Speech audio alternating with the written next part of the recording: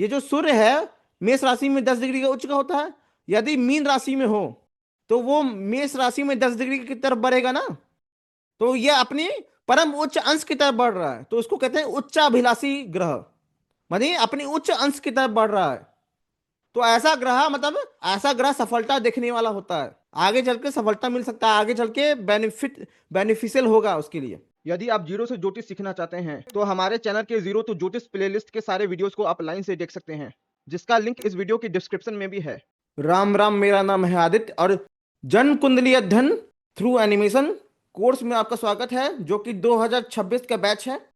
और ये इस कोर्स का पहला चैप्टर है जिसका नाम है bonus sessions for ultra beginners. इस चैप्टर में मिनिमम 5 से 6 क्लासेस रहेंगी, ठीक है। अब ये जो पहला लेक्चर है इस कोर्स का फ्री लेक्चर, इसका टॉपिक है clearing the concept of astrology basics. अब जो जन्म कुंडली है, ठीक है, जन्म कुंडली अध्ययन, जन्म कुंडली अध्ययन से क्या समझते हैं हम, बताइए कोई। कुंडली का अध्ययन करना, ना, खोज। तो जन्म कुंडली का अध्ययन। अब देख, कुंडली बहुत प्रकार की होती है। मुहूर्त कुंडली भी होती है, प्रश्न कुंडली भी होती है, और जन्म कुंडली भी होती है, वर्ष कुंडली भी होती है। तो कौन सी कुंडली का अध्ययन, समझ रही ना। तो इसमें जन्म कुंडली का अध्ययन बस किया जाता है। समझ गए आप दीक्षा जी। हाँ जी, हाँ जी, हाँ अब जी। अब यहाँ पे मैं आपसे सवाल पूछना चाहता हूँ कुछ चीजें। मैं आपसे ये पूछना चाहता हूँ कि मैंने आपको एक कोर्स स्टार्ट करने से, आज के क्लास स्टार्ट करने से पहले आपको एक मैसेज भेजा था, जिसमें 3 चैप्टर थे। जो हम लोग का एनिमेशन वाला था ना यूट्यूब पे, उसी का पीडीएफ वीडियो जी, था। कितने लोगों ने वो वीडियोस देखा है? देख लिया था वो। देख लिया था ना, सब देखिए ना। अब यह सवाल उठता है कि जन्म कुंडली अध्ययन ज्योतिष के किस शाखा से बिलोंग करता है। तो सबने ये वाला वीडियो तो देखा ही होगा, देखा है ना, ठीक है। अब इस वीडियो में मैंने क्या बताया था कि जो ज्योतिष है वो एस्ट्रोनॉमी प्लस एस्ट्रोलॉजी है, यानी भविष्य बताने वाला शास्त्र भी है, और प्लस ग्रहों तारों की पोजीशन कैसे नापें वो भी है, एस्ट्रोनॉमी भी है, जो मॉडर्न एस्ट्रोनॉमी है वो भी है। सबको पता है ना पहले से। तो अब ज्योतिष में बहुत सारी शाखाएं हैं, और उसमें से एक शाखा है होरा शास्त्र। अब कोई बताएगा कि होरा शास्त्र किसको कहते हैं? मैं वीडियो में भी बताया था। एनीवन? सर ये मतलब जिस टाइम पे हम प्रश्न पूछ रहे हैं वो टाइम पे क्या घड़ी है, क्या नहीं, वो हो प्रश्न रहा है उस शास्त्र है। हिसाब। वो होरा शास्त्र में पूछा। ये जो होरा शास्त्र है वो प्रश्न शास्त्र नहीं होता। ज्योतिष में एक होता है पर्सनल एस्ट्रोलॉजी, मतलब किसी एक व्यक्ति विशेष का भविष्य कथन करना, ठीक है, वो होरा शास्त्र के अंदर आता है। अब किसी एक समुदाय का, किसी एक देश का, किसी एक क्षेत्र का भविष्य कथन करना है तो वो संहिता में आता है। समझ गई? Electional astrology. अब तो जो होरा शास्त्र है वो डील करता है पर्सनलाइज एस्ट्रोलॉजी। ये नहीं कि पूरे परिवार का कुनबे का ये बता रहे, नहीं, उसमें बस एक पर्टिकुलर व्यक्ति का बता सकते हैं, ठीक है, चाहे जन्म से, चाहे प्रश्न से, चाहे मुहूर्त से। एक पर्टिकुलर व्यक्ति का जो भी भविष्य कथन होता है वो होरा शास्त्र के अंदर आता है। अब ये जो होरा शास्त्र है उसके कितने भाग हैं बताइए? 3 भाग है सर। ये जो 3 भाग हैं होरा शास्त्र के, पहला है जातक शास्त्र, दूसरा है प्रश्न शास्त्र, और तीसरा है मुहूर्त शास्त्र। ये जो प्रश्न शास्त्र आप बोली थी, ठीक है, इसमें आता है कि जब कोई व्यक्ति आपसे क्वेश्चन पूछ रहा है, उस करंट डेट टाइम और स्थान का जब कुंडली बनता है वो प्रश्न शास्त्र के अंदर आता है। अब मुहूर्त शास्त्र में क्या है, आपसे कोई पूछा कि मुझे गाड़ी खरीदना है, तो आप जो पर्टिकुलर डेट टाइम और स्थान बताएंगे गाड़ी खरीदने के लिए, वो किसके अंदर आएगा बताइए? सुमित गुप्ता जी बताइए। मुहूर्त शास्त्र। ठीक है, समझ गए। अब ये जो पहला वाला है हमारा वो है जातक शास्त्र, ठीक है। अब ये जातक शास्त्र में ही जन्म कुंडली का अध्ययन आता है। जातक शास्त्र माने जन्म कुंडली का अध्ययन, ठीक है, जन्म कुंडली अध्ययन, समझ गए आप? अब कोई लोग कंफ्यूज हो जाते हैं कि जब हम जातक शास्त्र बोलते हैं, जन्म कुंडली अध्ययन बोलते हैं, या प्रेडिक्टिव कोर्स बोलते हैं, तो लोग कंफ्यूज हो जाते हैं किसको बोल रहे हैं। तो ये जो हमारा जो पहला बैच था वैदिक astrology predictive course, through animation, यही बैच था। तो मैंने क्या किया, नाम बदल दिया। नाम क्यों बदला? क्योंकि थोड़ा शॉर्ट हो जाता, थोड़ा बोलने में आसान हो जाता ना, वो लंबा हो गया था। तो इस कोर्स को आप जनकुंदी अध्ययन भी कह सकते हैं, प्रेडिक्टिव कोर्स भी कह सकते हैं, और जातक शास्त्र भी कह सकते हैं। आप इन तीनों में से कोई भी इसको नाम दे सकते हैं, और ये सभी नाम इंटरचेंजेबली इस्तेमाल किया जाएगा। जब भी मैं बोलूं कि प्रेडिक्टिव कोर्स, ठीक है, तो ये इसी कोर्स का बात हो रहा है, समझ गए? जब भी मैं बोलूं जातक शास्त्र तो कंफ्यूजन नहीं होना है। बोल रहे थे कि मैंने तो प्रेडिक्टिव एस्ट्रोलॉजी कोर्स लिया है, आप तो जनकुंडी अध्ययन पढ़ा रहे हैं। एक ही है कि नहीं? समझ गए सब लोग? चलिए अब एक्चुअल कोर्स थोड़ा सा स्टार्ट करते हैं। तो ये जो चैप्टर है, bonus session for ultra beginners, इस चैप्टर का जो मुख्य इंपॉर्टेंस है वो है, ये एक फ्री मिनी कोर्स की तरह है। ये जो चैप्टर है, ठीक है, ये एक फ्री मिनी कोर्स है, और इस चैप्टर के लिए आपसे कोई भी पैसा नहीं लिया गया। आप जो पिछला वाला बैच में भी हैं तो ये देखे होंगे कि ये चैप्टर जो 5-6 क्लासेस होने वाली हैं, पिछले वाले बैच में मैंने नहीं पढ़ाया था, इस वाले बैच में मैं पढ़ाऊंगा। समझ गई सब लोग? तो ये चैप्टर जो है मेरी तरफ से गिफ्ट है, और इसके लिए आपसे एक भी रुपया चार्ज नहीं किया गया। और इसका दूसरा ये इंपॉर्टेंस है कि फाउंडेशन ऑफ एस्ट्रोलॉजी, अगर ये चैप्टर आपको क्लियर नहीं हुआ, इस चैप्टर में जितने भी लेक्चर्स होंगे 1 2 3 4 5 7, ठीक है, जितने भी लेक्चर्स होंगे, अगर वो क्लियर नहीं हुआ, वो मेमोराइज नहीं हुआ, वो जवान पे नहीं है, तो ज्योतिष कभी क्लियर नहीं होगा। यही ज्योतिष का फाउंडेशन है, यही ज्योतिष का एबीसीडी है। क्लियर है ना सबको? अब इस चैप्टर का तीसरा ये स्तंभ ये है कि आपको इस चैप्टर पे मास्टरी होना चाहिए। इसका मतलब इस चैप्टर में पढ़ाई गई हर चीज पर आपको अच्छी तरह पकड़ बनानी होगी, तभी आगे बात बन पाएगा। अगर नहीं है तो देयर इज अ प्रॉब्लम। और चौथा स्तंभ ये है, लेटेंसी इज प्रॉब्लम, मतलब कि इस चैप्टर में जो भी चीजें हैं उनको यदि रिकॉल करने में आपको समय लग रहा है, या फिर आपको जो भी बातें बताई गई हैं वो जुबान पे तुरंत नहीं आ रहा है, तो यह एक बहुत बड़ी समस्या है। क्लियर है ना सबको? जी हाँ जी। तो ये चैप्टर आसान है, बेसिक है, लेकिन इंपॉर्टेंट है, ठीक है। अब सबसे पहले अल्ट्रा बिगिनर्स जो हैं उनको ये दिक्कत आता है कि उनको प्लैनेटरी लॉर्डशिप याद नहीं रहता। तो मैं आपको एक इजी न्यूमोनिक ट्रिक बताऊंगा, ठीक है, जो आप पहले पढ़ चुके हैं उससे अलग है थोड़ा। अब इस ट्रिक में आपको क्या करना है कि आपको जो राशियां हैं और उनके लॉर्ड्स हैं और उनका कॉरस्पॉन्डिंग नंबर है, यानी मेष राशि प्रथम राशि है, वृष राशि द्वितीय राशि है, वो सब कैसे याद करें, इस ट्रिक से हम लोग ये समझेंगे। ये देखिए एक घड़ी है, घड़ी में 12 नंबर्स होते हैं, 12 घंटे होते हैं, 12 नंबर होते हैं ना? हाँ जी, हाँ जी। जी जी जी हाँ जी सर। तो हमको क्या करना है, ये जो घड़ी है उसके जैसा एक सर्कल बना देना है। घड़ी घड़ी का पता है 12 नंबर होते हैं, तो 12 नंबर हम लोग ऐसे लिख देंगे। अब तो सबसे पहले ये डिसाइड करना है कि सोलर सिस्टम में सबसे पहला ग्रह क्या होता है? सूर्य। सूर्य होता है, ठीक है। तो सूर्य सबको पता है, जिसको एस्ट्रोलॉजी का क ख ग घ भी नहीं पता है उसको भी पता है कि सूर्य प्लैनेट्स का राजा है कि नहीं?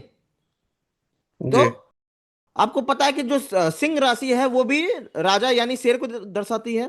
तो जो सिंह राशि है 5 नंबर की राशि है, उसकी जगह सूर्य को लिख देंगे, ठीक है। अब सूर्य राजा जहां है वहां पे उसके अगल बगल रानी होगी, ठीक है। अब रानी क्या है, ये जो कर्क है, ठीक है, वो चंद्रमा उसका साइन हो जाएगा। अब यहां से जादू चालू होता है, ठीक है। इतना आपको याद हो गया। अब सोलर सिस्टम में जब लाइन से देखेंगे तो सूर्य के बाद कौन सा ग्रह आता है बताइए? मरकरी। मरकरी आता है ना। अब आपने बोला मरकरी, ठीक है, तो मरकरी का हमको पता है, मरकरी बाकी सारे ग्रह जितने भी हैं सबका 2-2 है ना, सबका 2-2 राशि है कि नहीं? तो ये जो मरकरी है वो बाकी का ये जो 6 नंबर और 3 नंबर मरकरी दिखाता है, ठीक है। अब मरकरी के बाद कौन सा ग्रह आता है बताइए? शुक्र। वीनस। शुक्र आता है। तो 7 नंबर और 2 नंबर शुक्र दिखाएगा, खत्म है कि नहीं? हाँ जी। और शुक्र के बाद कौन सा ऐसा ग्रह है जो सोलर सिस्टम में आता है? Ma'am Mars. Mangal. Mars. Mangal. Mars नहीं आता है, पृथ्वी आता है, ठीक है। गजबे लोग हैं। अब मैं बताऊं कि ये जो पृथ्वी है, तो हम लोग क्या कर रहे हैं कि ये जो हम लोग का एस्ट्रोलॉजी है वो ट्रोपोसेंट्रिक है ना, मतलब पृथ्वी को सेंटर मान के पूरा एस्ट्रोलॉजी हो रहा है, ठीक है। जो जिस जहां पे हम हाइए हैं उसको लेने की क्या जरूरत है कि नहीं? तो अगला स्किप कर देंगे। तो पृथ्वी के बाद कौन सा ग्रह आता है बताइए? मंगल। मंगल आता है। तो यस सर। 1 नंबर और 8 नंबर कर लेंगे, है कि नहीं? खत्म। याद हो रहा है कि नहीं सबको, बिगिनर लेवल के व्यक्तियों को? अब मंगल के बाद कौन सा ग्रह आता है? बृहस्पति। जुपिटर। जुपिटर। ठीक है। अब मंगल के बाद सबसे बड़ा ग्रह भी है, सबसे दूर भी है, मंगल के जस्ट बाद आता है जुपिटर, ठीक है। तो 9 नंबर और 12 नंबर यानी धनु राशि और मीन राशि का स्वामित्व किसके पास है? जुपिटर के पास है, मतलब गुरु के पास है, ठीक है। अब सबसे अंतिम में कौन सा ग्रह आता है? सर शनिदेव। शनिदेव आता है, सटन। सबको पता है। तो अंतिम हमको यही लिखना है। याद हो गया कि नहीं बताइए? Yes sir. ठीक है। अब भी नहीं याद है तो हम इसे आसान तरीके से नहीं समझा सकते, ठीक है। ये सब बनाने में इतना हालत खराब हुआ मेरा, ठीक है, रात में बैठ के। अब थोड़ा एक्सरसाइज करते हैं। अब जो भी व्यक्ति जो यहाँ पे अल्ट्रा बिगिनर आपको अपने आप को मानते हैं, अल्ट्रा बिगिनर अपने आप को मानते हैं, वो चलिए दीक्षा जी बताइए कि जो यहाँ पे टेंथ हाउस का स्वामी कौन सा ग्रह बनेगा यहाँ पे इस कुंडली में? 10th का, सॉरी, हाँ जी, सैटर्न। सैटर्न। शनिदेव। अब टेंथ हाँ। कैसे हम लोग कर रहे हैं इसमें कि 10th हाउस में देखिए, फर्स्ट हाउस ये होता है, सेकंड हाउस ये, फोर्थ हाउस ये, फिफ्थ हाउस, सिक्स हाउस और seventh house, eighth house, ninth house, tenth house, नहीं, ninth house, tenth house, 11th house, 12th house, ठीक है। अब यहाँ पे जो जो नंबर है वो क्या दिखा रहा है बताइए? राशि। राशि दिखा रहा है ना। तो कोई भी, मैंने कितनी बार बोला हूं कि हाउसेस हमेशा फिक्स होते हैं, तो कोई भी कभी ये नहीं बोलेगा कि ये हाउस का नंबर, ठीक है। क्योंकि ये हम लोग मेष लग्न का कुंडली ले रहे हैं ना, तो हाउस हाउस और राशि दोनों सेम हो गया, ठीक है। ये राशि है। तो 10th हाउस में मकर राशि है, मकर राशि को स्वामी जब दबाएंगे तो शनि होता है, ठीक है। अब ऋतु कंसल जी, यहाँ पे हीरा सोनी जी बताइए 7th हाउस में कौन सी राशि है? Sir Libra. तुला। ठीक है। हीरा सोनी जी आपका क्या कहना है? तुला राशि सर। उसका स्वामी कौन होगा ये तो बताइए? सर शुक्र। वीनस। तो यहाँ पे जब क्लिक करेंगे तो शुक्र आ जाएगा, है कि नहीं? Yes sir. ठीक, आप सबको पता है यहाँ पे। अब ये बताइए कि जो 3 नंबर की राशि है, 3rd हाउस है, वो उसका स्वामी कौन सा ग्रह है बताइए? सुमित गुप्ता सर जी। पहले ही है मर्क्यूरी। मरकरी है। ठीक, अब जल्दी जल्दी करते जाइए, ठीक है।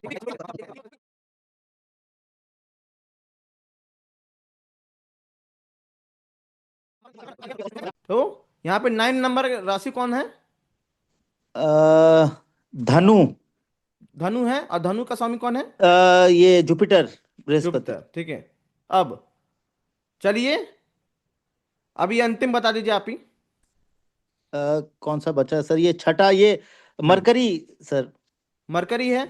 जी। इसमें छठा हाउस में है यहाँ पे कन्या राशि, जिसको, कन्या राशि हाँ, जी सर। जो कि 6 नंबर की राशि है। हाँ, इसके उसको लॉर्ड, हाँ, उसको यदि मरकरी। क्लिक करेंगे तो उसका स्वामी होगा मरकरी, ठीक है। मरकरी जी जी सर। अब मैंने आपको कुछ हरे रंग से भी लिखा है, कुछ लाल रंग से भी लिखा है।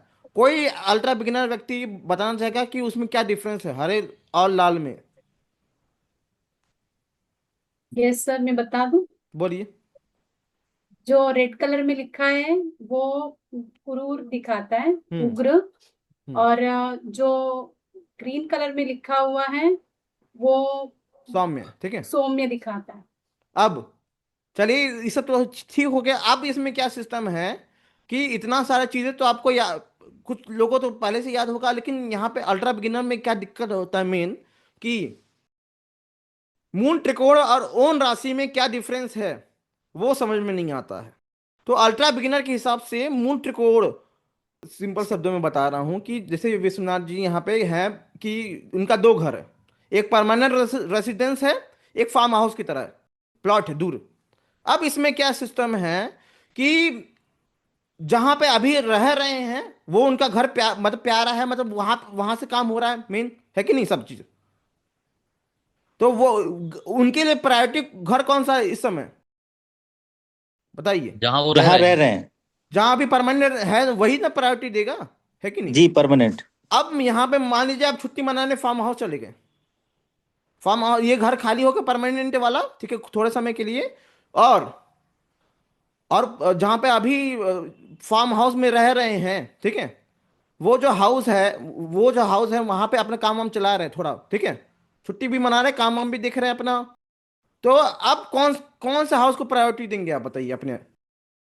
अपने घर को। जहाँ रह सर रहे हैं। प्रायोरिटी तो मेन घर को देंगे ना। अरे मतलब कि इसमें क्या है सिस्टम, कि वहां पर जहां पर अभी छुट्टी मनाने के लिए एक हफ्ता के लिए हैं, ठीक है, एक हफ्ता के लिए हैं, है कि नहीं। एक हफ्ता के लिए हैं, तो झाड़ू कटका वहीं पे ना मारेंगे कि अपने उस वाले घर पे जाके मारेंगे। ठीक है। समझ गए कि गॉट इट। नहीं। हाँ जी, हाँ जी। ठीक है, प्रायोरिटी किसको देना है, प्रायोरिटी मतलब रख रखाव, साफ सफाई, है कि नहीं। जी। अब जो परमानेंट रेसिडेंस है यानी मूल त्रिकोण, यदि उसमें आप बैठे हैं, स्थित हैं, तो वहां पे झाड़ू कटका मारेंगे मारेंगे उसको प्रायोरिटी देंगे, है कि नहीं। अब जहां पे जी। एक हफ्ता के लिए गए हैं छुट्टी मनाने, वहां पे झाड़ू कटका मारेंगे, साफ सफाई रखेंगे, है कि नहीं। अब मानिए कि आप किसी भी घर पे नहीं हैं अपने, और किसी दूर एरिया पे हैं, दूर होटल में हैं, ठीक है, दूसरे शहर में, दूसरे स्टेट में हैं, तो आपको किस जो आपको अपने किस घर की चिंता ज्यादा रहेगी बताइए। मूल त्रिकोण की, मेन हाउस। परमानेंट हाउस है उसका। परमानेंट हाउस की। जो परमानेंट रेसिडेंसी उसका ना रहेगा, यही उसी तरह जैसा आपका नेचर है वैसा ही ग्रह का है। ग्रह जी। यदि मूल त्रिकोण से संबंध बना रहा है, ठीक है, या यहाँ पे बैठा हुआ है या फिर देख रहा है, तो उसको उसको प्रायोरिटी देगा। ग्रह यदि स्वराशि को बैठा है या फिर देख रहा है तो उसको प्रायोरिटी देगा, ठीक है। यदि किसी से संबंध नहीं बना रहा है तो किसको प्रायोरिटी देगा बताइए। सर दोनों को ही देगा फिर तो, अगर अब अपने दोनों घर को पे देगा, नहीं लेकिन है किसको ज्यादा देगा ये पूछा हूं ना तो। मूल मैं। त्रिकोण, मेन मूल हाउस को। त्रिकोण। हाँ, जो उसका अपना घर होएगा। हाँ, जो दोनों को देगा वो तो हमको भी पता है, लेकिन दोनों को देखते हैं ना, लेकिन किसको ज्यादा देखते हैं, जहां पे रह परमानेंट निवास है, ठीक है। ऐसे ही ग्रह जी। भी करता है, खत्म। ठीक है, समझ में आया सबको। जी हाँ सर। जी सर। ठीक है, अब इसमें अब हमको दिक्कत ये है कि हमको याद ही नहीं होता है, ठीक है, कि कौन सा स्वराशि है, कौन सा मूल त्रिकोण है। अब तो हमको क्या करना है, इसको ध्यान से देखिए सब लोग ध्यान से देखिए, कैमरा ऑन भी कर लीजिए, ठीक है। अब ज्यादा समझ में आएगा आपको। अब तो इसमें है सिस्टम कि इसको हम लोग दो ग्रुप्स में बांट लेते हैं, एक देव पक्ष है, एक दानव पक्ष है, ठीक है। जो सूर्य, चंद्रमा और मंगल, जुपिटर है वो देव पक्ष में आते हैं, और जो वीनस, मरकरी और सैटर्न है वो दानव पक्ष में आते हैं। समझ गए आप लोग। तो अब बताइए कि इसमें क्या सिस्टम है, कि इसमें सन और मून का जो एक ही राशि होता है कि नहीं, बाकी का तो दो दो राशि होता है ना, है कि नहीं। तो हम लोग सन और मून को अभी निकाल लेते हैं, ठीक है। अब देव और दानव पक्ष में आपको अंतर पता चल गया ना। जी। अब कुछ नहीं करना है। देव पक्ष का एक ट्रेट है कि वो अपने जो पहली राशि है, फर्स्ट राशि है, जो जो काउंटिंग करने में पहली राशि आता है उसको मूल त्रिकोण मानता है। और जो देव पक्ष है उसका उसका एक और ट्रेट ये है कि वो जो दूसरा साइन है काउंटिंग करने पर उसको ओन साइन मानता है। समझ गए आप लोग। अब इसका जो देव पक्ष जो करेगा वही उसका उल्टा क्या करेगा, दानव पक्ष। देवता अगर अच्छा काम करे तो उसका उल्टा ही काम करता है दानव, है कि नहीं, दैट्य। तो दाना पक्ष क्या करता है कि उसका जो पहला राशि है वो ठीक इसका अपोजिट, जो पहला काउंटिंग करने पर राशि आता है वो ओन साइन होता है, और जो दूसरा काउंटिंग करने पर राशि आता है वो मूल त्रिकोण राशि होता है। ठीक है, अब अंतर समझ में आया आप सबको? अब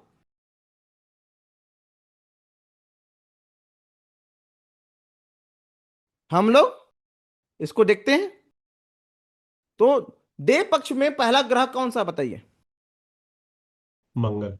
मंगल है। तो मंगल का पहला राशि काउंटिंग करने पे कौन है बताइए? 1 नंबर 1 मेष। मेष। तो जो मेष राशि है यानी पहली राशि है, ठीक है, तो वो होगा मूल त्रिकोण, उसका ये प्रॉपर्टी ये है ना। और जो दूसरी राशि है वो होगा ओन साइन। खत्म। अब जो डे पक्ष में दूसरा ग्रह है वो कौन है बताइए? जुपिटर। जुपिटर। जुपिटर। अब काउंटिंग करने पे पहला राशि कौन होगा बताइए? धनु। सेजिटेरियस। धनु। सेजिटेरियस होगा, धनु होगा। अब ये जो धनु है वो मूल त्रिकोण होगा, और जो मीन है वो ओन साइन होगा। खत्म। ठीक है, अब बचा दाना पक्ष। अब इसमें दाना पक्ष देखते हैं, तो दाना पक्ष में पहला ग्रह कौन सा आता है बताइए? मरकरी पहले आएगा, बुध। तो ये जो मरकरी है, अब इसमें उल्टा है, जो काउंटिंग करने पे पहला नंबर आता है वो क्या दिखाता है बताइए? खुद का साइन, कौन सा? मिथुन। मिथुन। अरे मिथुन वो क्या दिखाता है ये पूछ रहा है। कौन साइन? ओन। ओन हाँ, साइन। Own house. ठीक, इसका उल्टा करना है। ठीक है, जी। तो ये जो मिथुन राशि है काउंटिंग करने पे पहला आता है ये होगा ओन साइन मरकरी का। अब जो दूसरा आएगा वो होगा मूल त्रिकोण। खत्म। मूल त्रिकोण। अब जो दाना पक्ष में जो दूसरा है शुक्र। शुक्र है। शुक्र। काउंटिंग ओन करने साइन पे वृष। हाँ ओन साइन काउंटिंग करने पे जो शुक्र का वृष राशि है वो पहले आता है, तो वो ओन साइन होगा। और जो तुला है वो तुला। दूसरे नंबर पे आता है काउंटिंग करने पे, तो वो मूल त्रिकोण होगा। अब सारे ग्रह तो हुए नहीं, अभी शनि बचा है ना। अब काउंटिंग करने पे जो सैटर्न है उसका 10 नंबर यानी मकर राशि पहले आता है कि कुंभ राशि पहले आता है बताइए? सर मकर राशि। मकर राशि पहले आता है, तो मकर राशि ओन साइन होगा, और कुंभ राशि बचा हुआ एक मूल त्रिकोण होगा। वो मूल त्रिकोण राशि है सर। Yes sir. अब इसमें कौन गण बचा बताइए? सन एंड मून। अब सर तो सन एंड मून। हाँ मैं आपको बता दूं, सन एंड मून बचा। ठीक है, तो सन में क्या है देखिए, सन और मून में एक्सेप्शन ये है क्योंकि एक ही बेचारों के पास एक ही राशि है कि नहीं? तो कुछ ना कुछ झमेला पालना पड़ता है कि नहीं? ठीक है, तो सन क्या करता है बेचारा कि उसका वही मूल त्रिकोण राशि है, वही ओन साइन है। ठीक है, एक के है कि नहीं, एक के घर बार। अब जो मून है वो क्या करता है कि उसका जो कर्क राशि है वो उसका ओन साइन है। और ये क्या, अब आप मैंने आपको एक वीडियो में बताया था ना कि नक्षत्र वाले वीडियो में बताया था कि जो चंद्रमा होता है रोहिणी नक्षत्र में बहुत अच्छा फल करता है ना। तो आप लोग क्या बता सकते हैं कि रोहिणी नक्षत्र किस राशि में आता है? शुक्र। किस राशि में आता है ये पूछा मैंने। ठीक है, वृष। वृष राशि में आता है। टॉरस। तो ये मून क्या करता है कि इसको भी अपना मूल त्रिकोण मान लेता है वृष राशि को, है कि नहीं? तो इसमें ये दो एक्सेप्शन है, बाकी सब सेम चलेगा। ठीक है, सुमित गुप्ता जी आ रहा है ना समझ में? यस सर, आ रहा है। ठीक है, अब हमको क्या करना है, ये ओन साइन का, ठीक है, इसमें इस कुंडली में मेष मेष लग्न में सारे ग्रह अपने ओन साइन में प्लेस हैं, और अब सारे ग्रह अपने मूल त्रिकोण राशि में आप प्लेस हैं। ठीक है, अब इसमें एक कैच है, देयर इज अ कैच। हमको ये समझना है कि डिग्री डिफरेंस बिटवीन मूल त्रिकोण एंड ओन साइन। आपको लगता है क्या कि जो पूरा राशि है किसी भी ग्रह का मूल त्रिकोण वो पूरे राशि मूल त्रिकोण होता है कि क्या होता है बताइए? अब मान लीजिए कि यहां पे अभी ये जो सूर्य है 0 डिग्री सिंह राशि पे है कि नहीं? अब ये चलता चला चला चला मून त्रिकोण राशि में यहाँ पे अपने ट्रैवल कर रहा है, ठीक है। अब ये क्या किया, 20 डिग्री पे आया, ठीक है, अब बस हो गया इसका, है कि नहीं। अब 20 डिग्री पे तक ही ये मून त्रिकोण राशि में माना जाएगा सिंह राशि, मतलब 0 से 20 डिग्री पर यदि सूर्य है, ठीक है, तो वो मून त्रिकोण राशि है, और बाकी का बचा हुआ 10 डिग्री वो क्या होगा बताइए। स्वराशि। ठीक है, अब इसको सीधी सीधी लिखते हैं। तो जैसा कि सन है, जैसा कि सन का एग्जांपल दिया है, वैसे ही सातों प्लेनेट का वैसा ही होता है, ठीक है, समझ लीजिए। अब इसमें क्या है कि 0 से जो 20 डिग्री है उसके बीच में यदि सिंह राशि में सूर्य है, तो वो मून त्रिकोण राशि की तरह बिहेव करेगा, ठीक है, समझ गए, मतलब ज्यादा पावरफुल है कि नहीं। अब यदि ये जो सूर्य है ये 20 डिग्री से 30 डिग्री यानी अंतिम के जो 10 डिग्री है उसके अंदर रहेगा, वो तो ओन राशि ओन साइन की तरह बिहेव करेगा। समझ में आया आपको, ठीक है, क्लियर है ना सबको। हाँ जी सर। Yes. अब आगे बढ़ते हैं। तो जैसे मैंने सूर्य क्या बताया वैसे ही सभी ग्रहों का होगा। तो सूर्य का क्या क्या बताया कि 0 से लेके 20 डिग्री पर सिंह राशि में सूर्य मून त्रिकोण में होता है। अब उसके बाद जो मून है वो वृष राशि में 0 से 30 डिग्री मतलब पूरे राशि भर वो मून त्रिकोण में रहता है, ठीक है। अब तो कोई मंगल का बता सकता है, कोई अल्ट्रा बिगिनर ना हो लेकिन इंटरमीडिएट लेवल का भी आदमी है, कोई मंगल का बता सकता है क्या। 18 डिग्री 0 से लेके 12 डिग्री का होता है। अब मंगल के बाद कौन सा ग्रह आता है बताइए। Sir mercury. मरकरी आएगा। तो मरकरी का भी ये 0 से लेके 20 डिग्री का होता है, ठीक है। और मरकरी के बाद आता है जुपिटर।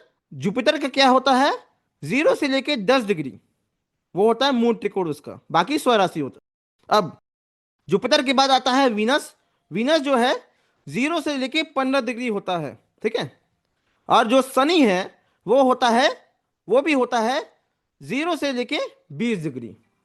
अब जैसे ये मून त्रिकोण राशि का टेबल है वैसे ही स्वराशि का टेबल ये है। सर क्वेश्चन छोटा सा, तो स्वराशि तो पूरा का पूरा डिग्री स्वराशि का ही होगा।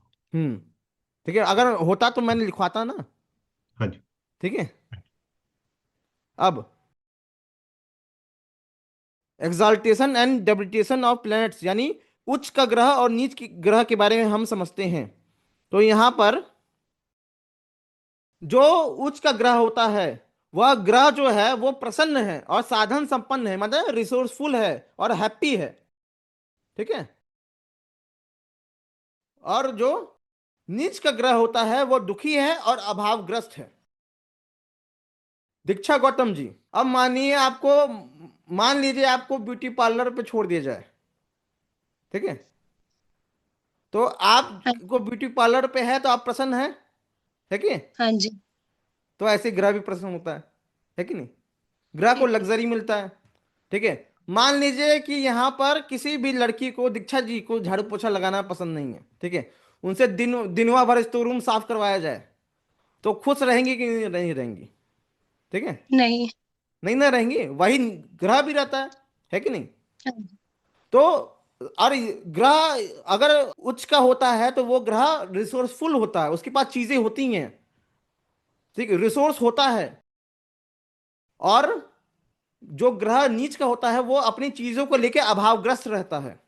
अगर मान लीजिए आपका सूर्य उच्च का है तो बहुत ज्यादा चांसेस, मैं बिगिनर लेवल पे समझा रहा हूं, बहुत ज्यादा चांसेस है कि जो सूर्य की जो चीजें हैं वो उच्च की होंगी, मतलब पिता घमंडी होंगे, पिता पे ईगो होगा, है कि नहीं।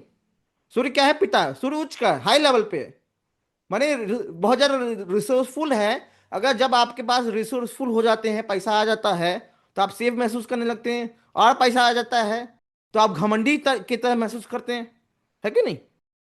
अगर मान लीजिए आपके पास कुछ नहीं है, ठीक है, आपके पास कोई रिसोर्स नहीं है, कोई पैसा नहीं है, तो आप एकदम हम्बल हो जाते हैं ना, भैया। अगर मेरे पास कुछ घमंड करने के लिए कुछ रहेगा ही नहीं तो हम हम्बल ही ना बिहेव करेंगे, ठीक है। तो नीच का ग्रह हमेशा हम्बल की तरह बिहेव करता है। यानी अगर मान लीजिए आपका जुपिटर नीच का है या कोई ग्रह नीच का है तो उसके कारकत्व, उसके जब द्वारा जो दिखाई गई चीजें हैं उसके लिए वो बहुत ज्यादा क्या कहते हैं, लीनियंट होगा, बहुत ज्यादा हम्बल होगा। मतलब ग्रह ऐसे प्लेस में है जहां पे उसको लग्जरी मिल रहा है और ग्रह ऐसे प्लेस में है जहां पे उसको कुछ नहीं मिल रहा है। ऐसे ऐसे समझिए, ठीक है। अब ये एक श्लोक है।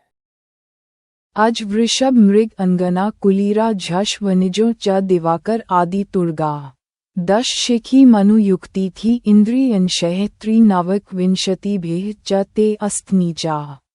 ये वृहद जातक के अध्याय 1 राशि प्रभेदाध्याय का श्लोक है।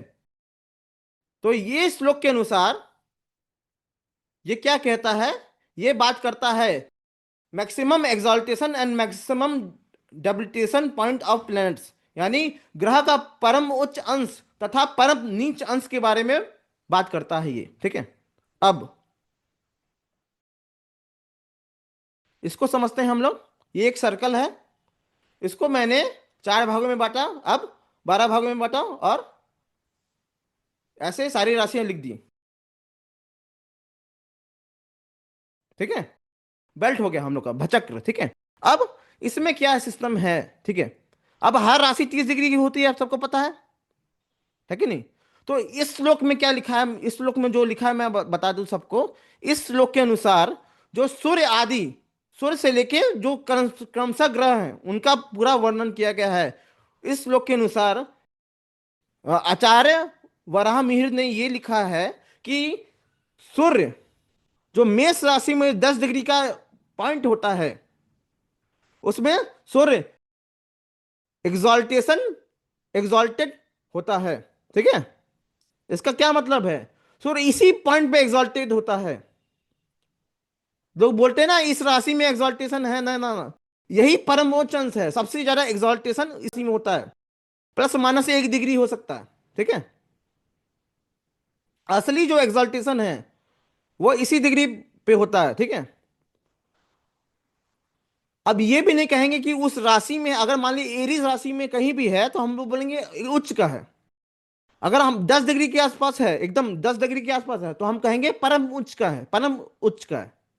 तो उच्च ज्यादा इंपॉर्टेंस रखता है कि परम उच्च ज्यादा इंपॉर्टेंस रखता है, बताइए।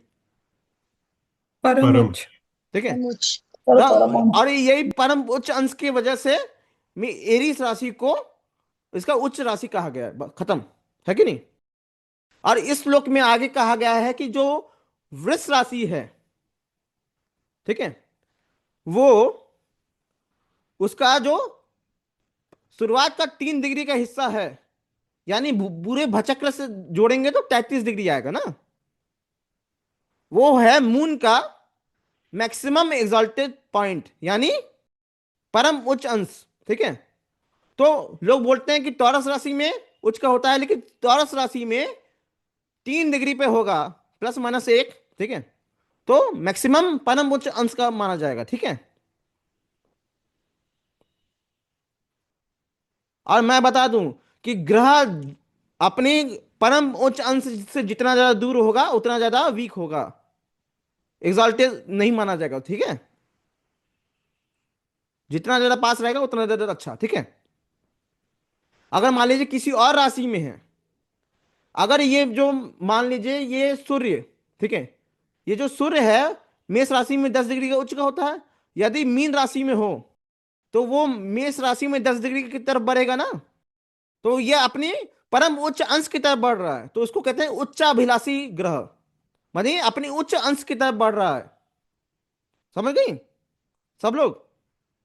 तो ऐसा ग्रह, मतलब ऐसा ग्रह सफलता देखने वाला होता है, ठीक है। आगे चल के सफलता मिल सकता है, आगे चल के बेनिफिशियल होगा उसके लिए। तो इस श्लोक के अनुसार यहां पर ये जो चंद्रमा है उसके बाद कौन सा ग्रह आता है, मरकरी आता है। तो हमको क्या करना है, चंद्रमा के बाद मंगल आता है ना, मार्स मरकरी आता कैसे है आता सर, है, मार्स। ठीक है। हाँ, हमको भी कंफ्यूज करा दी। ठीक है, अब चंद्रमा के बाद ये जो मार्स है, ठीक है, अब ये जो चंद्रमा के बाद मार्स है, जो इस श्लोक के अनुसार, ठीक है, वराह मिहिर ने सारे सारे ऋषियों और आचार्यों का मत एक ही है, कोई डिफरेंस नहीं है। ठीक है, ऋषियों आचार्यों के अनुसार जो मकर राशि में 28 डिग्री का वो जो बिंदु है, उसमें यदि मंगल रहेगा, प्लस माइनस 1 डिग्री हो सकता है, तो वो अपने परम उच्च अंश पे होगा। समझ गए आप? अब मंगल के बाद आता है मरकरी। तो इसमें क्या लिखा हुआ है कि जो कन्या राशि है, उसमें यदि मरकरी 15 डिग्री यानी बिल्कुल हाफ पे होगा, ठीक है, तो वो परम उच्च अंश पे माना जाएगा। ठीक है, इसलिए मरकरी में ध्यान दीजिए, उच्च उच्च राशि भी होता है मरकरी, स्वराशि भी होता है कन्या राशि, और मूल त्रिकोण राशि भी होता है। यानी 1 से 15 तक को जो ड्यूरेशन है वो उसमें मूल त्रिकोण होगा, 15 पे होगा उच्च का, और 15 के बाद स्वराशि का, खत्म। ठीक है, अब मरकरी के बाद आता है जुपिटर, और इस श्लोक के अनुसार जो कर्क राशि है, उसमें 5 डिग्री का जो बिंदु है, उसमें जुपिटर परम उच्च अंश पे होता है। अब जुपिटर के बाद आता है वीनस। वीनस जो है वो मीन राशि में 27 डिग्री का, प्लस माइनस 1 डिग्री हो सकता है ना, परम उच्च अंश का होता है। ठीक है, अब बताइए वीनस के बाद कौन सा ग्रह आता है? Sir Saturn. सैटर्न आता है। शनि। ठीक है, सैटर्न, इस श्लोक के अनुसार जो सैटर्न है वो तुला राशि में 20 डिग्री का, यानी कि 200 डिग्री पे, तुला राशि में 20 डिग्री का पे होता है जब भी शनि, तो वो परम उच्च अंश पे होता है। अब आगे क्या होगा बताइए, आगे कौन सा ग्रह आएगा?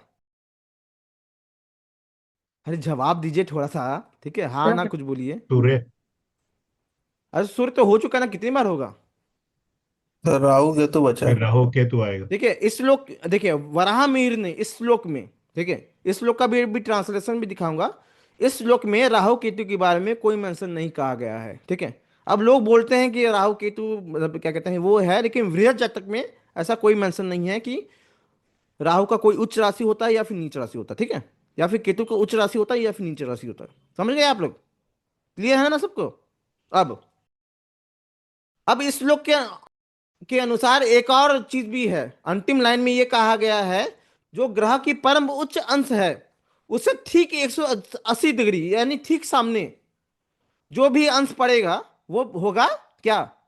उसका परम नीच अंश। ठीक है, समझ में आया?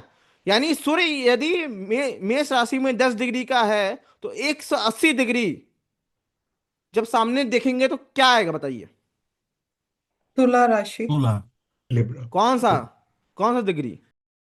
ऋतु कंसल जी बताइए। 10 डिग्री। 90 डिग्री।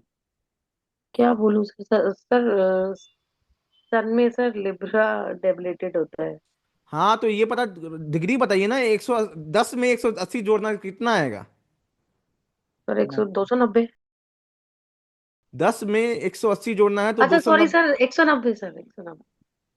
190 ही ना आएगा, हाँ है कि जी नहीं? सर, मैं सर 110 सुना है, इसलिए मैं वही तो 290 सोचिए, हम कभी कभी हम भी कंफ्यूज, हम ही गलत है क्या? ठीक है, हमको ये लगता है। अब 10 में 180 जोड़ेंगे तो 190 आएगा, यानी 190 कहाँ पड़ रहा है बताइए? सर 190। 180 कहाँ दिख रहा है? दिख रहा है क्या आपको? यस सर, तो 190 कहाँ दिख रहा है? कन्या राशि में दिख रहा है सर। अरे एंटी क्लॉकवाइज चलता तुला है हमेशा। ठीक है, राशि में। एंटी क्लॉकवाइज चलता है, ठीक है, क्लॉकवाइज नहीं दिखना है, ओके सर, एंटी क्लॉकवाइज लिखा भी है। ठीक है, ओके सर। तो जो तुला राशि में 10 डिग्री का है उसमें सूर्य नीच का होता है, माने 10 डिग्री का लिब्रा राशि में परम नीच अंश का होता है, उसमें प्लस माइनस 1 डिग्री। किसी का तुला राशि में 10 डिग्री पे हो जाए नीच का सूर्य, तो बहुत खतरनाक होता है। ऐसा ऐसा मतलब क्या कहते हैं, ऐसा बहुत रेयर हो जाएगा ना, परम नीच अंश ना। ठीक है, तो उच्च का नीच का बहुत रेयर चीज होता है, असली उच्च का जो होता है, ठीक है। लोगों पर मेरे कुंडी में उच्च का है, उच्च का है, उसको कोनो मतलब नहीं है, ठीक है, समझ गई। अब अब जो जो वृष राशि में 3 डिग्री का है मून, परम उच्च अंश है उसका 180 डिग्री सामने देखेंगे तो क्या है, दिनेश जी बताते जाइए, दिनेश गुप्ता जी बताते जाइए। स्कॉर्पियो। नहीं, इसमें हाँ, जो 3 डिग्री का टॉरस राशि में है तो उसके सामने कौन होता है, वृश्चिक होता है। अगर 3 डिग्री का टॉरस है तो वृश्चिक में भी जस्ट सामने 3 डिग्री। 3 डिग्री तीन। का स्कॉर्पियो में होगा, जी। ठीक है। अब बताइए आप मार्स का, बताते सब बताते जाइए आप, टाइम नहीं है।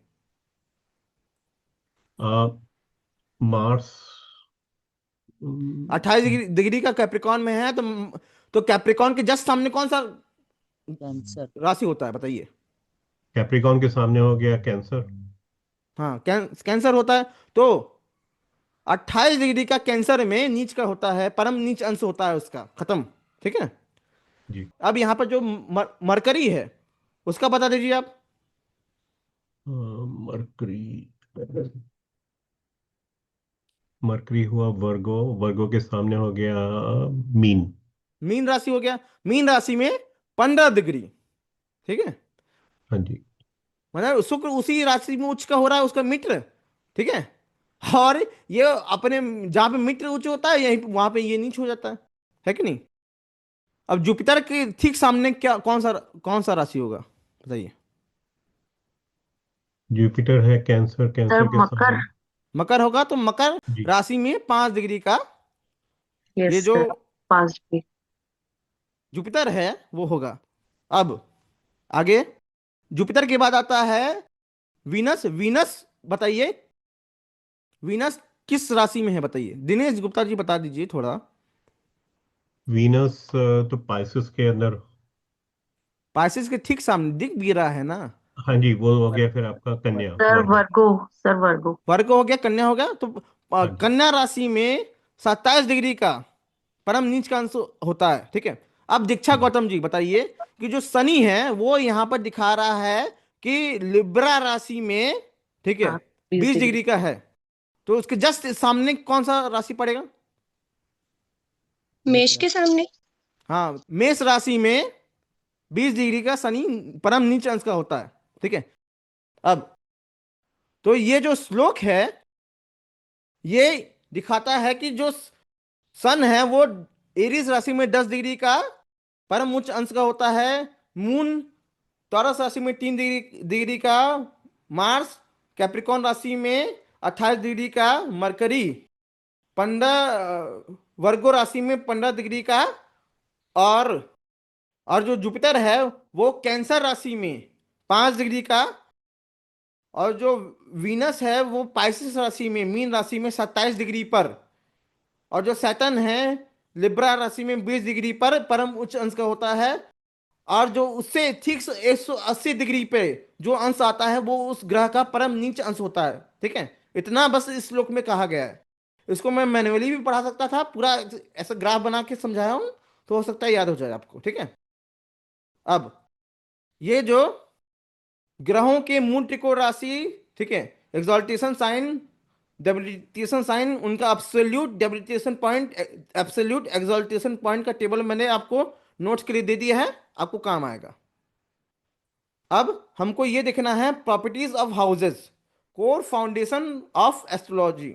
अब यहां पर ये देखिए आप लोग, ये आपका हाउसेस है। हाउसेस दीक्षा पता है ना आपको, 12 हाउसेस होते हैं। तो इसमें क्या सिस्टम है कि देखिए अब हाउसेस के कुछ ग्रुपिंग होते हैं। ये हाउसेस के जो ग्रुप हैं एक ही तरह से काम करते हैं। तो जो फर्स्ट हाउस है, देखते रहिए, पहले इसको देखते रहिए, बाद में लिखिएगा। अब जो फर्स्ट हाउस है और फिफ्थ हाउस है और नाइन्थ हाउस है वो साथ मिलके त्रिकोण उसको कहते हैं। क्योंकि वो ट्राइन बनाता है ना, एक त्रिकोण की तरह बनाता है, ठीक है। तो ये त्रिकोण हाउसेस क्या करते हैं, ये जीवन में या किसी पर्टिकुलर एरिया में ब्लेसिंग डालते हैं। कैसे डालते हैं वो हम लोग बताएंगे, सीखेंगे कोर्स में। अब ये जो सिक्स्थ हाउस है, एट्थ हाउस है 12th हाउस है, ये 60 मिलके कहलाते हैं ट्रिक हाउसेस। ये 60 मिलके क्या करते हैं? ये 60 मिलके डिवाइन रैथ। ये जीवन में या फिर किसी पर्टिकुलर एरिया में डिवाइन व्रत यानी ईश्वर का प्रकोप डालते हैं। मतलब जन्म कुंडली में किस एरिया में प्रॉब्लम है, ठीक है, जाहिर सी बात है कि आपको आपका जो जन्म कुंडली है वो ये दिखाता है आपके प्रीवियस कर्मों को, पूर्व जन्म के कर्मों को। तो कौन सा एरिया प्रॉब्लमेटिक है वो दिखा रहा है कि उस एरिया में आप पाप किए थे, उसके वजह से भगवान का प्रकोप आपको पड़ रहा है। ठीक है, कैसे देखना है वो मैं बताऊंगा कोर्स में। अब जो फर्स्ट हाउस है, फोर्थ हाउस है, सेवेंथ हाउस है और 10th हाउस है, वो 60 मिलके क्या बताते हैं बताइए? केंद्र। केंद्र दिखाते हैं। तो ये जो केंद्र है वो क्योंकि एक त्रिभुज आकृति बनाते हैं ना, ठीक है, तो ये केंद्र कहलाते हैं। और ये पिलर्स ऑफ लाइफ है, ये जीवन के मेन स्तंभ है। ये पूरे ये जो चार हाउसेस हैं इनके लिए पूरा जीवन व्यक्ति प्रयास करता है। फर्स्ट हाउस क्या है? अपने शरीर के लिए, अपने लिए। फर्स्ट हाउस क्या है? पर्सनालिटी है ना। तो पूरे जीवन में मनुष्य अपने लिए ही काम करता है ना। और फोर्थ हाउस क्या है? लग्जरी के लिए, माता के लिए, ठीक है, मदरलैंड के लिए, जहां पर रहता है, होम के लिए कार्य करता है। और सेवेंथ हाउस क्या है? पत्नी है, बिजनेस है कि नहीं, उसके लिए काम करता है। ठीक है, मेन पिलर यही है। और 10th हाउस क्या है? प्रोफेशन, कर्म। कर्म है, प्रोफेशन है, सफलता है, अथॉरिटी है, पावर है, उसके लिए काम करता है ना। तो ये यही मेन पिलर्स हैं। मेन अगर केंद्र खराब है तो माना जाता है कि कुंडली खराब है। समझ गए आप लोग? अब आगे क्या है? ये जो थर्ड हाउस है, 6th हाउस है और 11th हाउस है, वो दिखाता है क्या? उपाच्य हाउस। वो दिखाता है त्रिसदाय हाउसेस। थर्ड हाउस जो है वो एफर्ट है, वो मैं पढ़ाऊंगा आपको, चिंता मत करिए। थर्ड हाउस है एफर्ट है, 6th हाउस कंपटीशन है, 11th हाउस इच्छा पूर्ति है। इच्छा के लिए जो भी स्ट्रगल करते हैं वो सब है। तो इच्छा के लिए ना आप इच्छा पूर्ति के लिए ही ना जीवन में स्ट्रगल करते हैं, जीवन में दौड़ा भाग करते हैं। तो ये जो त्रिसदाय हाउस है इसका लिटरली मतलब होता है 3, 6 और 11। 3 का मतलब होता है 3, सड का मतलब होता है 6, आय का मतलब होता है 11 संस्कृत में। अब ये दिखाते हैं स्ट्रगल इन लाइफ। ये जिस भी एरिया से संपर्क करेंगे साथ मिलके उस एरिया में स्ट्रगल देंगे, उस एरिया में रगड़ना पड़ेगा तभी फलित हो पाएगा।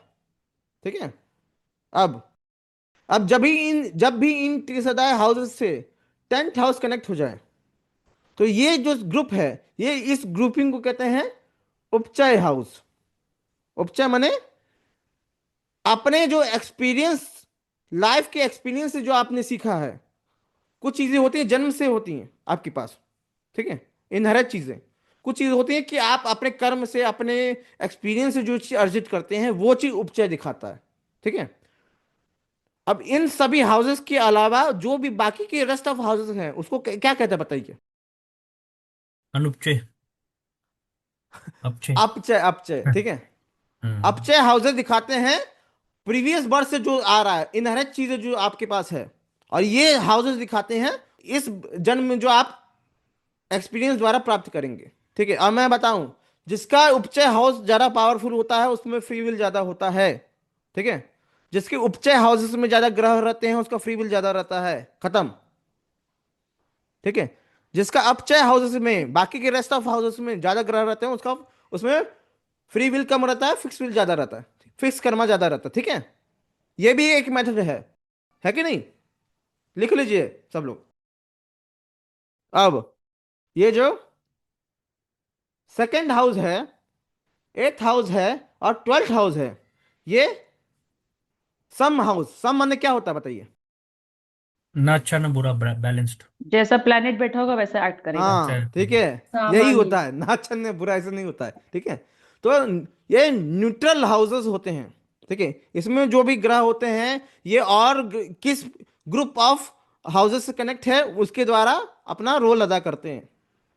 ठीक है, इतना क्लियर है ना सबको? अब सर मुझे क्वेश्चन है। हाँ बोलिए। सर हम लोग जो जन्म कुंडली देखते हैं तो 3, 6, 10 और 11 में क्या होगा, क्योंकि तब तो मतलब जन्म कुंडली में कैसे एक्सपीरियंस दिखेगा हम लोग का?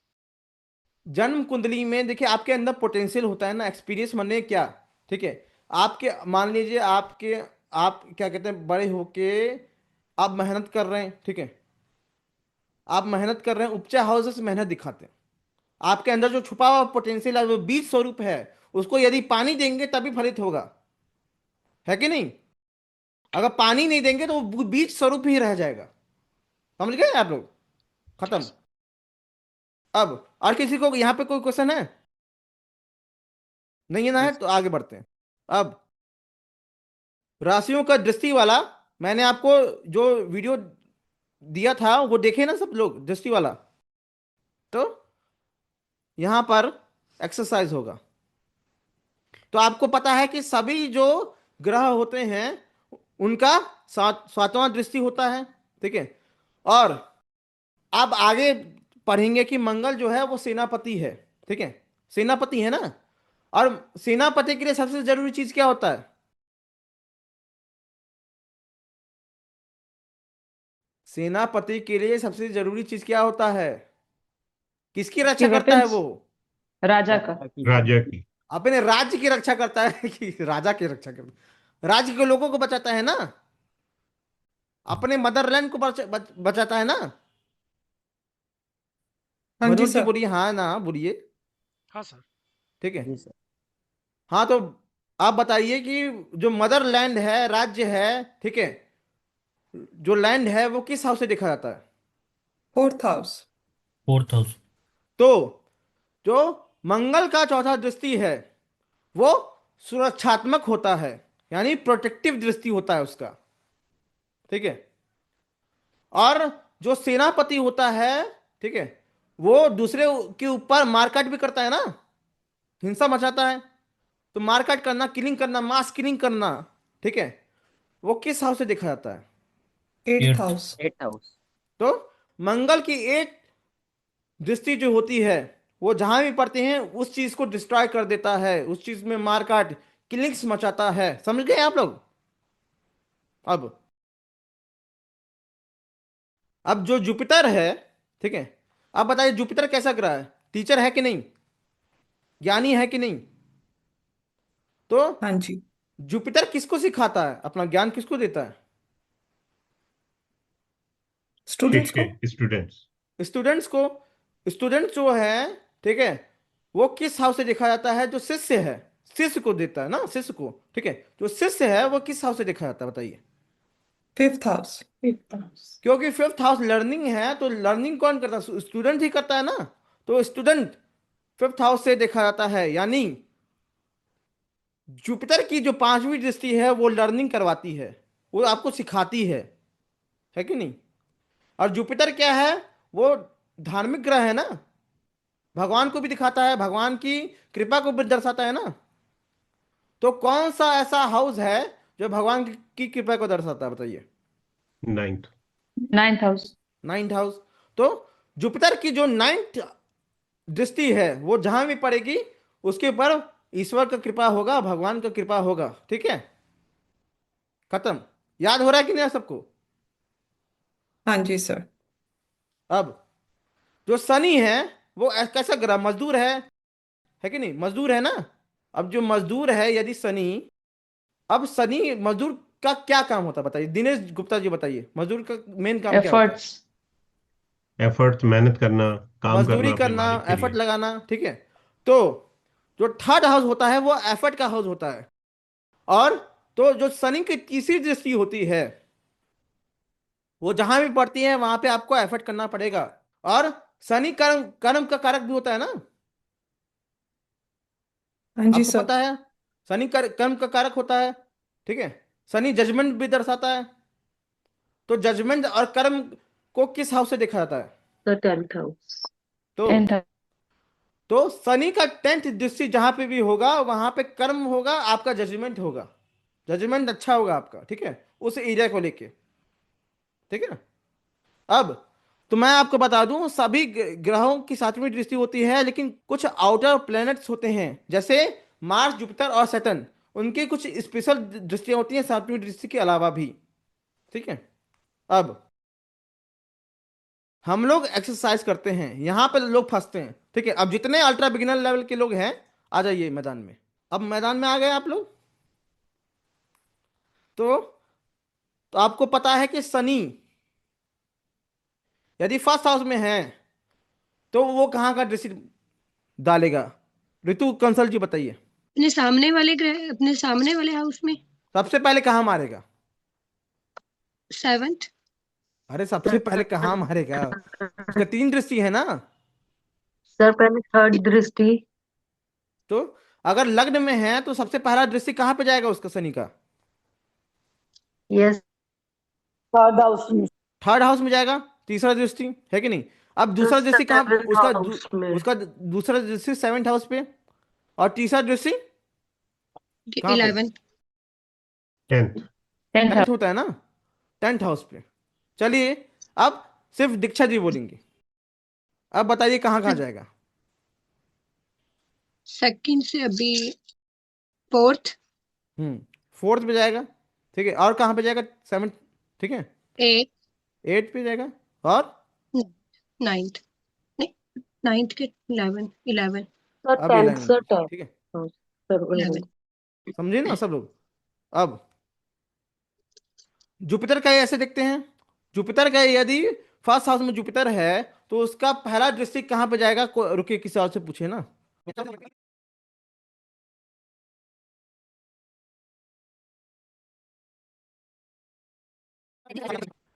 अब मान लीजिए ये जो शुक्र और गुरु है, ठीक है, ए तो इसमें मैं बता दूं, जो भी एकदम नए बच्चे हैं, मैं बता दूं कि यदि कोई भी ग्रह, ठीक है, जब एक ही राशि में होता है तो उसको क्या कहते हैं? कंजंक्शन। ग्रहों का कंजंक्शन हिंदी में क्या कहते हैं बताइए? युति। युति सर, युति। युति। मैं जिससे बोला जाए उसी से। हाँ, तो लोचन लोचन जी अब बताइए आप। सर युति बोलते हैं ग्रहों अरे की। तो ये तो नहीं पूछा, आगे वाला पूछ रहा हूं ना। अब अगर मान लीजिए हमको ये पता है कि जो गुरु का जो 7th एस्पेक्ट है वो फर्स्ट हाउस पे जा रहा है, तो जाहिर सी जी बात है कि जो फर्स्ट हाउस पे जो भी ग्रह बैठा होगा तो उस पर भी जाएगा। कॉमन सेंस जी है कि नहीं? जी अब ये बताइए, तो यहां पर गुरु का 7वां प्रभाव शुक्र पे पड़ रहा है कि नहीं? जी सर पढ़ रहा है। ठीक है, और आपको ये भी पता है कि शुक्र का भी गुरु पर प्रभाव पड़ेगा। आपको ये भी पता होगा कि शुक्र का भी गुरु पर प्रभाव पड़ेगा। प्रभाव पड़ेगा, हाँ, सातवीं खत्म। दृष्टि से। जी सर। अब ठीक है, अब ये दोनों, अब गुरु भी शुक्र पे प्रभाव डाल रहा है और शुक्र भी गुरु पे प्रभाव डाल रहा है, तो उसको क्या कहते हैं बताइए? Mutual aspect. संयुक्त युक्ति। किरण जी आपसे पूछा था क्या मैंने? तो आप हमको कैसे क्षमा पता चलेगा गुरुजी। कि सामने वाले व्यक्ति को आ रहा है कि नहीं आ रहा है कि नहीं? अब नहीं तो पता आपसे सर। पता चलेगा कि आगे वाला भी आपसे पूछा है ना। तो ये जो वीनस और जुपिटर का, इसको कहेंगे Venus Jupiter mutual aspect. Hindi में क्या कहेंगे, मराठी में क्या कहेंगे इसको? पारस्परिक संबंध, परस्पर परस्पर दृष्टि। ठीक है, परस्पर दृष्टि, हाँ, परस्पर संबंध की परस्पर दृष्टि। हाँ। अब जो कंजंक्शन होता है और म्यूचुअल एस्पेक्ट होता है वो परस्पर संबंध है, मतलब दोनों का एक दूसरे से संबंध है। एक तरफा कनेक्शन नहीं, दो तरफा होना चाहिए। हमेशा म्यूचुअल एस्पेक्ट होता है तब ज्यादा फायदा होता है, तभी योग बनता है अच्छे से, है कि नहीं? जी। एक तरफा होता है तो कमजोर योग होता है। कमजोरी। अब बहुत सारे प्रकार होते हैं, मैं बताऊंगा आगे म्यूचुअल म्यूचुअल संबंध के। अब मान सर लीजिए ये एक जो, क्वेश्चन था। हाँ कोई बोल रहा था क्या? सर मैं सुमित बोल रहा हूँ। एक क्वेश्चन है सर। सर युति ज्यादा अच्छी होती है या म्यूचुअल एस्पेक्ट, या दोनों का एक ही इम्पैक्ट होता है? वो मैं आगे जो मेन क्लासेस है ना उसमें मैं पढ़ाऊंगा, ठीक है, ठीक है सर, पूरा थैंक एकदम वो से पढ़ाऊंगा। ठीक है, अभी जो चीज पढ़ा रहा हूँ उस पर अभी कौन सा भारी है, कौन सा, ठीक है, कौन हल्का है, क्या प्रायोरिटी है, वो मैं बताऊंगा सब, चिंता मत करिए। ठीक है, अभी एकदम लेमन चल रहा है। ठीक है, अब ये देखिए, यदि ये जो शुक्र है वो 11th हाउस पे आ जाए तो अब लोचन जी बताइए, क्या गुरु का प्रभाव शुक्र पे पड़ रहा है? जी सर, गुरु की 5वीं दृष्टि 11th हाउस पर है और शुक्र वहां पर है, तो शुक्र पर भी दृष्टि रहेगी। अब क्या शुक्र का प्रभाव गुरु पे पड़ रहा है? नहीं सर, शुक्र का प्रभाव गुरु पर नहीं पड़ा। ठीक है, तो ये कनेक्शन थोड़ा एक तरफा कनेक्शन हो गया। ठीक है, तो हम हमेशा दो तरफा कनेक्शन एक तरफा कनेक्शन से सुपीरियर होता है, बस इतना जान लीजिए। ठीक है, ओके सर। अब इसको क्या कहेंगे? इसको कहेंगे Jupiter fifth aspect on Venus. Venus is not looking Jupiter, यानी जुपिटर वीनस को देख रहा है, वीनस जुपिटर को नहीं देख रहा है। एक तरफा कनेक्शन, एक तरफा कनेक्शन। अब इसी तरह यदि थर्ड हाउस पे आ जाए तो जुपिटर जो है वो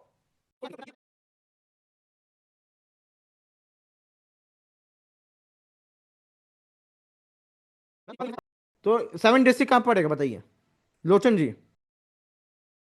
जी सर, 7th दृष्टि सर 12th हाउस पे पड़ जाए। 12th हाउस पे पड़ेगा। और 8 डिस्ट्रिक्ट वो फर्स्ट हाउस। फर्स्ट हाउस पे पड़ेगा। सिंपल है, उसके एक एक आगे बढ़ना है कि नहीं? जी। अब देखिए, क्या मंगल का चौथा दृष्टि फर्स्ट हाउस पे पड़ रहा है यहाँ पे? जी सर। अब क्या उसमें शनि है? जी, शनि बैठा है उसमें। तो हम ये कह सकते हैं कि मंगल का सैटर्न पर प्रभाव है, कह सकते हैं ना? ठीक है, अब मान लीजिए, अब यहां पे ये भी देखिए कि शनि की दृष्टि पड़ शनि रही है। की 10वीं दृष्टि भी मंगल में मंगल पड़ रहा पर। है, तो हम उसको क्या कहेंगे? शनि का भी मंगल मंगल पर पर प्रभाव है, एस्पेक्ट। 10th एस्पेक्ट है। ठीक है, अब हमको ये बताइए आप, तो दोनों का एक दूसरे पे प्रभाव है, तो उसको क्या कहेंगे? Mutual aspect. Mutual aspect. अब इस तरह का जो एस्पेक्ट है ये एक ही तरह से बन सकता है, यदि सैटर्न से 10th हाउस में मंगल हो तो तभी ऐसा बन सकता है, वरना सामने सामने वाला ही म्यूचुअल एस्पेक्ट बनता है। जी। ठीक है, समझ गए? बस जी यही सर। यही स्पेशल चीज है। अब ये टेबल आपकी नोट्स के लिए है, और राहु केतु का क्या करना है, कैसे लेना है। दृष्टि तो होता नहीं है, लेकिन त्रिकोणीय प्रभाव होता है। ठीक है, त्रिकोणीय प्रभाव मतलब भृगु नंदी नाड़ी के अनुसार, नाड़ी ज्योतिष के अनुसार हर ग्रह का, सूर्य से लेकर शनि और राहु केतु का त्रिकोणीय प्रभाव होता है, यानी अपने से त्रिकोण में अपना प्रभाव डालते हैं। ठीक है, तो उसको कैसे डील करना है, कैसे क्या करना है, मैं बताऊंगा अपकमिंग लेक्चर्स में। अब इसी के साथ मैं यहाँ पे समाप्त करता हूँ, और यदि आप में से जो भी लोग इस वीडियो को YouTube पर देख रहा है वो इस कोर्स को ज्वाइन कर सकता है। ये कोर्स का डिटेल आपके डिस्क्रिप्शन में भी है, और ये जो कोर्स है, ठीक है, ये इसका मेन क्लासेस जो है 24 जनवरी से स्टार्ट होगा, और अभी अल्ट्रा बिगिनर लेवल का क्लास चल रहा है। ठीक है, अब मैं आपको क्या कर रहा हूं कि इस कोर्स का वो परिचय, इस कोर्स के सॉफ्टवेयर का भी परिचय दे रहा हूं। सब लोग गूगल क्रोम खोल लीजिए, और आपको टाइप करना है GL एस्ट्रोलॉजी। ठीक है, अब GL एस्ट्रोलॉजी पे जाएंगे आप लोग, तो यहाँ पे जो पहला साइट है वो मेरा है, ग्रह लक्षण ज्योतिष /GL एस्ट्रोलॉजी। अब इस पर क्लिक करिए, तो आपके पास यहाँ पे बहुत सारे ऑप्शंस आएंगे। ठीक है, होम है, GL एस्ट्रो टूल्स है, कोर्सेस है, कंसल्टेशन है, मोर का भी ऑप्शन है, ब्लॉग्स भी आप पढ़ सकते हैं। ठीक है, कॉन्टैक्ट भी हम लोग के यहाँ पे है। अब इसमें सिस्टम ये है कि जो दूसरा वाला ऑप्शन है GL एस्ट्रो टूल्स, ठीक है, वहाँ पे आप यदि क्लिक करेंगे तो ये लॉगिन करने को आएगा। समझ गए ना? अब इसमें क्या करना है, आपको लॉगिन करना है। ठीक है, और मैंने आप सबको लॉगिन ID पासवर्ड सबको मिला है कि नहीं? मिला है सर। मिला है ना? तो आप वो जो लॉगिन ID पासवर्ड डाल के यहाँ पे कर भी सकते हैं, चाहे तो अपना पासवर्ड चेंज भी कर सकते हैं। ठीक है, यहाँ पे चेंज करने के भी ऑप्शन है। तो मैं यहाँ पे अपना लॉगिन ID पासवर्ड डाल के लॉगिन करता हूँ इसको। अब ये करंट कुंडली के अनुसार ये खुल गया।